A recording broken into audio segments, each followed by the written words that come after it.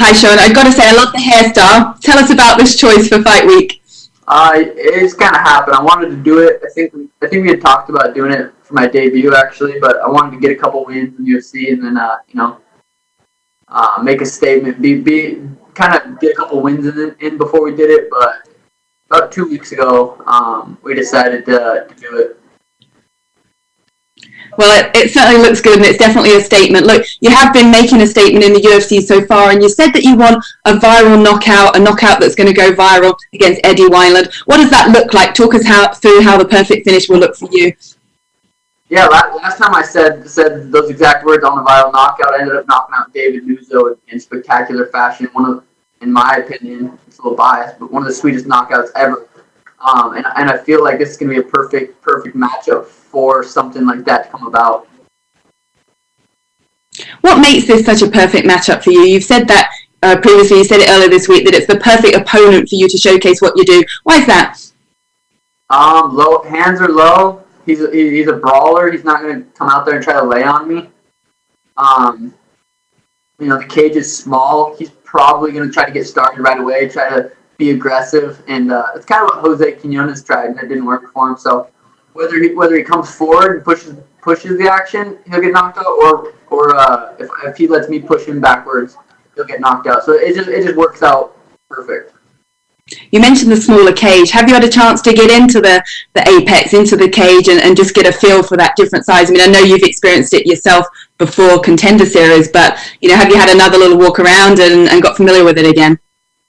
Yeah, I was there this morning. I was able to stand in there, and it is noticeably smaller than the recent cages. But we spar in pretty small cages, so I don't think it'll play an issue. And like you said, the Contender Series was a smaller cage, and Alfred got knocked out. So I think it doesn't really matter too much the size of the cage. Now, do you think the stakes are higher for you in this fight than they are for Eddie? I mean, Eddie's been around a long time. He's trying to sort of stay in amongst it. But for you, you're on this surge upwards. Is there a certain amount or a feeling that, the stakes are high for you, especially given the other bantamweight talent that are on the UFC 250 card this weekend? Yeah, the stakes in the bantamweight division are super high right now with those other fights. Cody Asuncao, Aljo, and Corey. But I feel like I'm kind of taking a lot of the hype away from those fights, even, which is good. That's what I'm here for. It's pure entertainment. And the nice thing is I have the real legitimate skill level to back it up. It's not just the crazy hair and the tattoos, the personalities. I have legitimate high level mixed martial artist skills. So I'm excited to go out there and show that and keep climbing up.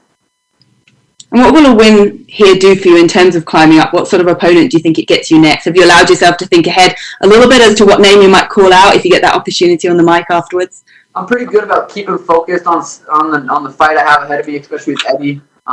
In those little gloves, anything can happen. But we haven't thought about too much for who's the next opponent. It kind of depends on how we get out of this fight. If I'm injury free and ready to go in a couple weeks, a month, we'll see who's coming off a win, and there's a lot of things that play out.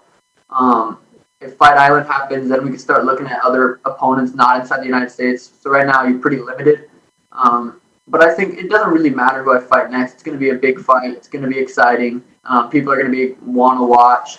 So I don't think it matters too much who I fight next. Talking of Fight Island, is that something that excites you?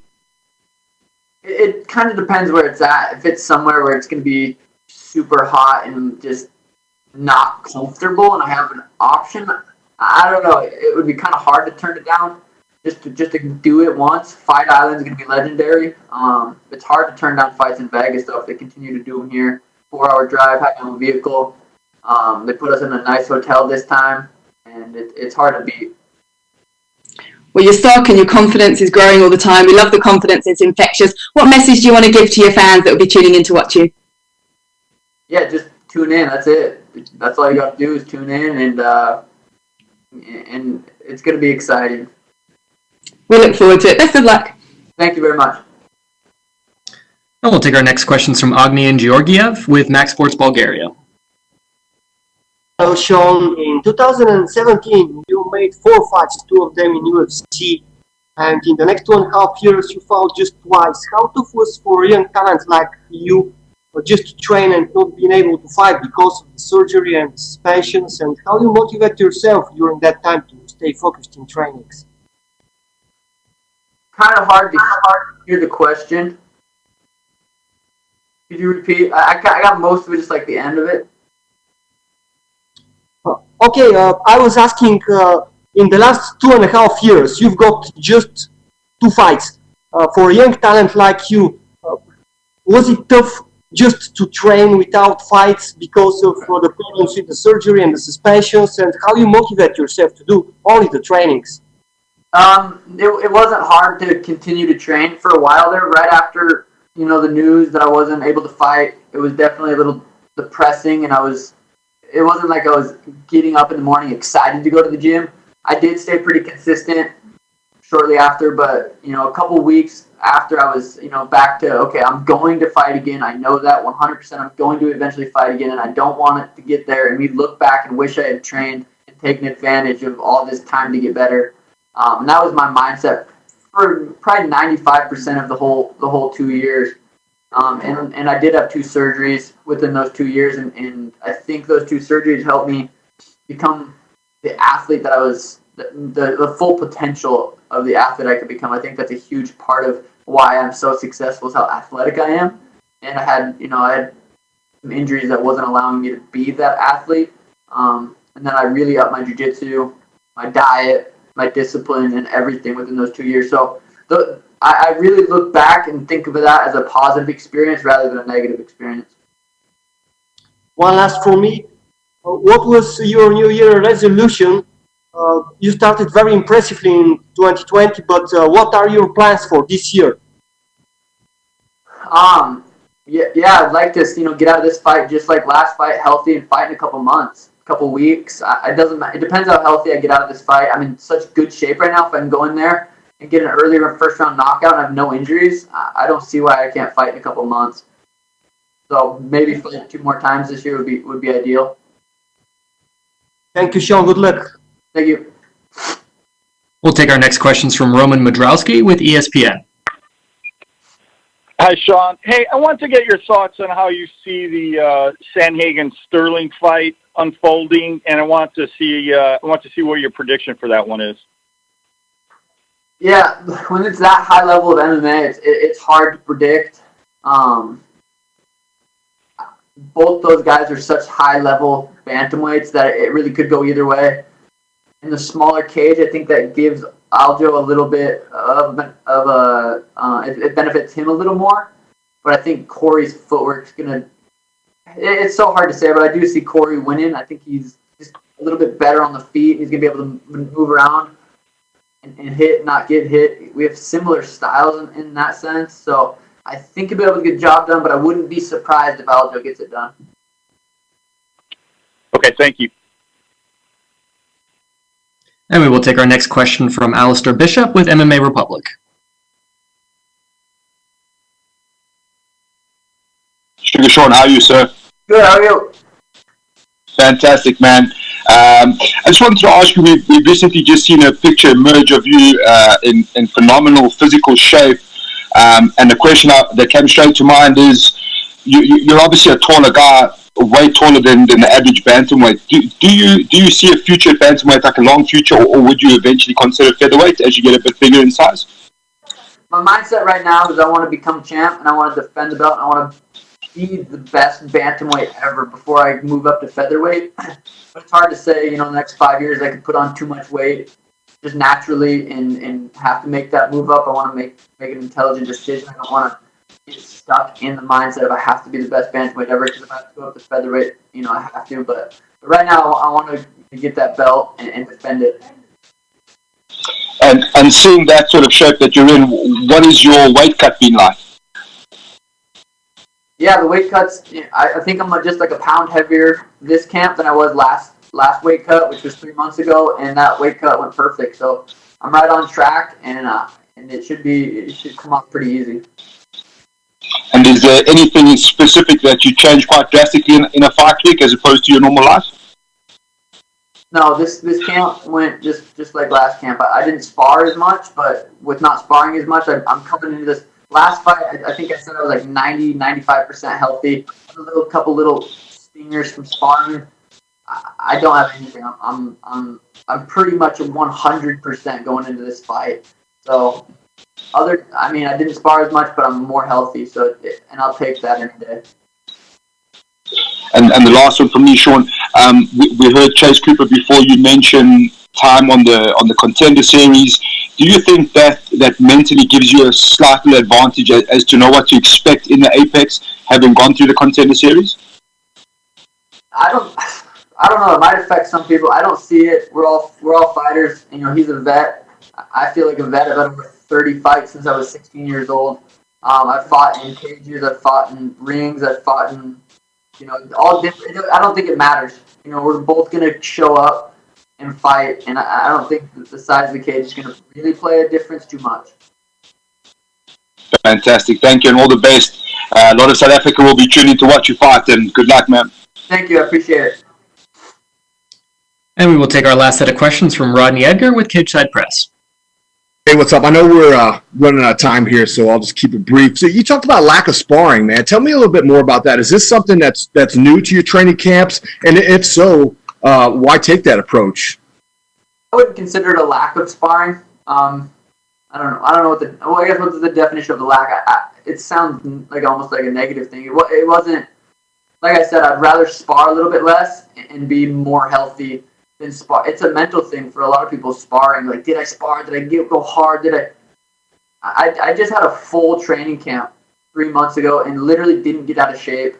I sparred. It's not like I didn't spar at all. I definitely sparred every Saturday leading up to it. I just wasn't sparring on Wednesday. I was sparring once a week, and it was actually really nice, really beneficial because you spar Wednesday and Saturday. You get injured a little bit Wednesday. It affects your Thursday, Friday, and then you're sparring Saturday with a little injury, and that affects the next week. So I was able to have a really, really healthy camp, this fight camp, which is pretty rare if you talk to most fighters. And I didn't feel the need to get hit in the head more. I think I probably will continue to do my camps like that. I talked to you before the last fight there at the Apex, and we both agreed that, hey, this was a tall order because you had the layoff. But then when you got in there, you had an amazing performance. I know every time that you win, it kind of just gives you a buzz, gives you a pep in your step, and that compounds with each win. So how does your confidence feel compared to how it did? I mean, I know you're a super confident guy. You always have been, but obviously it's got to be through the roof at this point, no? Yeah, it's the confidence, just like I've said before, it comes from the hard work that I'm putting in, the disciplined lifestyle that I'm living. It's not just my training, it's my sleep, my recovery, my diet, my mindset. It's all those things that add up, plus the training I'm doing, that really gives me that confidence, that true self-belief that I have in myself. And I've been knocking people out since I was 16 years old, and I've lost like 2 amateur fights, and when I lost those fights, it wasn't because I didn't show up. It was because I didn't have the skill level that I needed to beat those guys. I think I got submitted twice early on as an amateur. So the confidence just comes from all the fights I've had, all the fight camps I've had, all the lessons I've learned, and I'm really excited to go out there. So the MMA lab is relatively close. I mean, obviously the situation that's going on in the world totally sucks with the civil unrest and COVID on top of that.